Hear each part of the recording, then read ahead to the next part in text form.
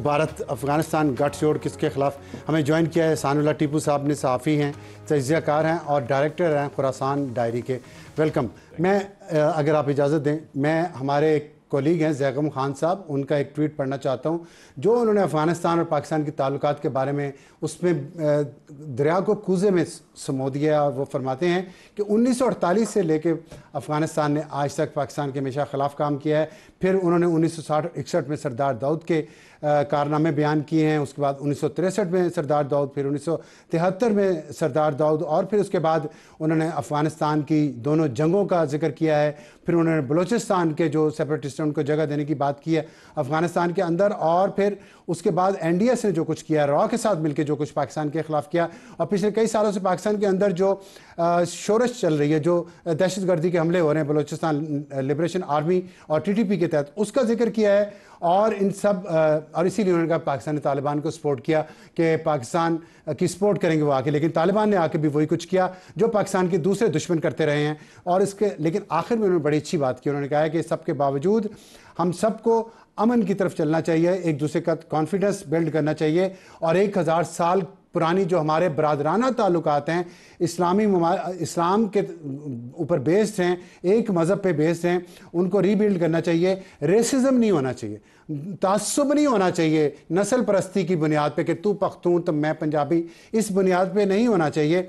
और एक बेहतर मैच्योर लोगों की तरह पॉलिटिक्स करनी चाहिए, और अजीब व गरीब किस्म के जो नैरेटिव हमने बनाए हुए हैं एक दूसरे के खिलाफ, उससे निकलना चाहिए। दुनिया आगे बढ़ गई, हम वहीं हैं। सानुल्लाह टीपू साहब, आपने देखा जो ज़ैगम खान साहब का ट्वीट का आप ही ने जिक्र किया और मैंने वो दिखा भी दिया, पढ़ भी दिया। अभी इस वक्त पाकिस्तान, चीन और अफ़गानिस्तान के मुज़ाकरात भी हो रहे हैं।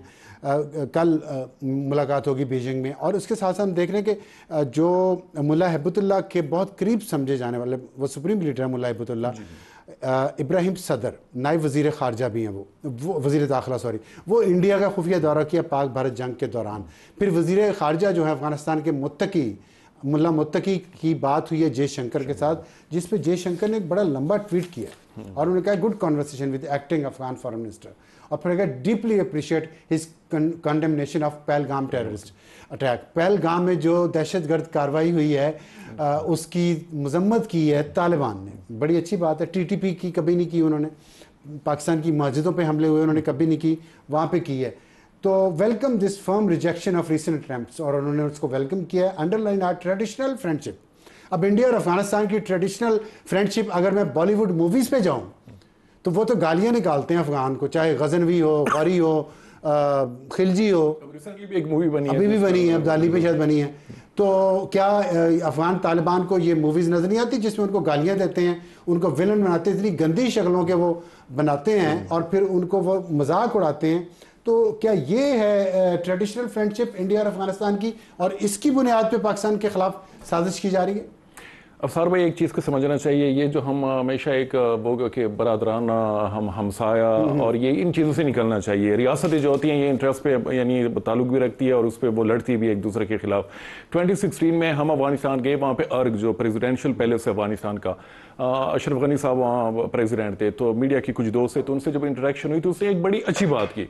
जब किसी ने पूछा वहाँ पे पाकिस्तानी जर्नलिस्ट के, ये जो पाकिस्तान जो है हमसाया और बरादराना मुल्क है तो इनके साथ ताल्लुकात अच्छे होने चाहिए, तो उन्होंने कहा कि नहीं, कोई ममालिक के बीच में ये बरादराना, ये इस्लामी, इस तरह के जज्बात पे चीज़ें नहीं चलाई जाती। मेरे ख्याल में पाकिस्तान को भी अब इस चीज़ को रियलाइज़ करना चाहिए कि जो आपकी इंटरेस्ट की चीज़ें होती हैं उनको सिक्योर करने की तरफ यानी हमारी एफर्ट्स होनी चाहिए।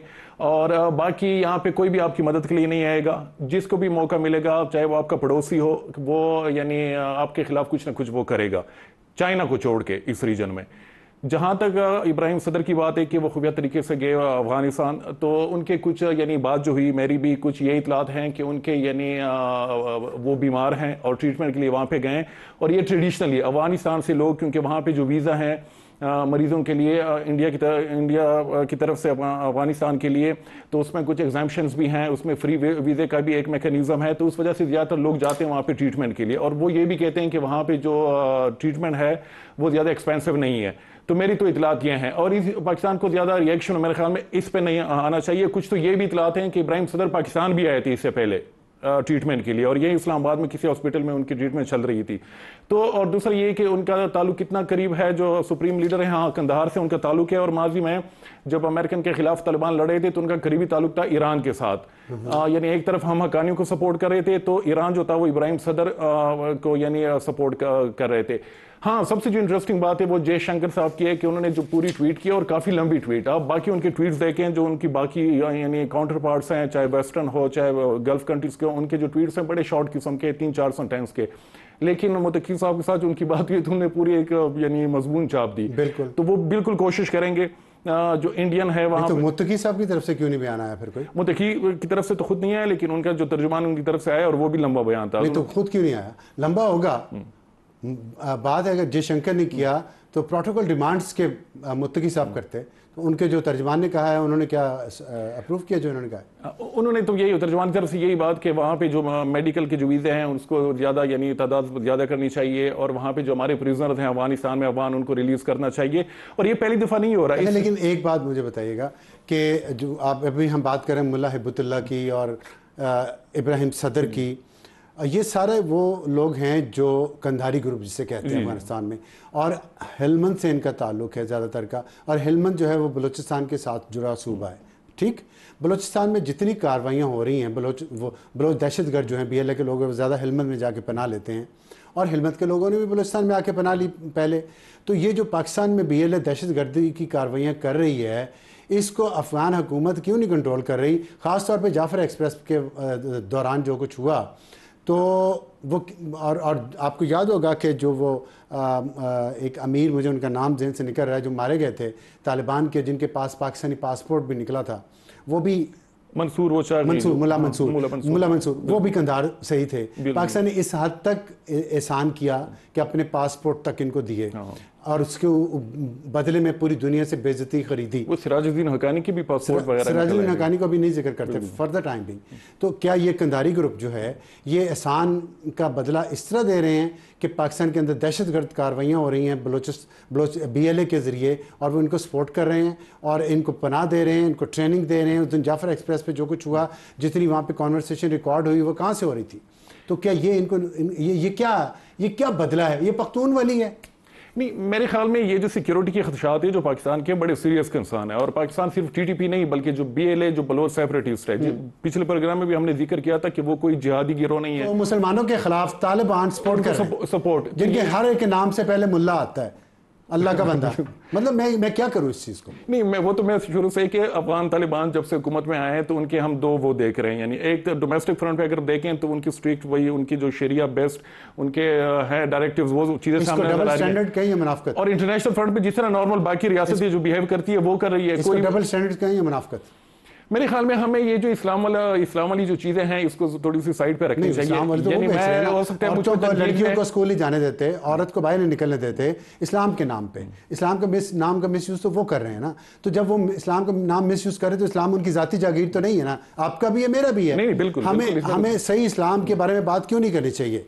وہی کہ ڈومیسٹک فرنٹ پہ تو افغان طالبانوں کی جو آئیڈیالوجی ہے اس کو امپلیمنٹ کرنے کی کوشش کر رہے ہیں. گرلز ایجوکیشن کے والے سے اب تو بچوں کا جو یونیفارم ہے اس میں بھی انہوں نے امپوز کر دیا ہے کہ لمبے کرتے ہوں گے اور پگڑے ہوں گے, وہ سب چیزیں, اور قصاص کے جو قانون وغیرہ ہے. لیکن جو ایکسٹرنل فرنٹ ہے یعنی ڈپلومیٹک جو فرنٹ ہے, وہاں پہ جس طرح باقی دنیا بیہیو کر رہی ہے افغان طالبان بھی مطلب وہاں پہ ہندوتوا کے ساتھ مل کے پاکستان کی مسجدوں پر حملے کر کے نمازیوں کو شہید کرنا عین اسلام ہے ان کا.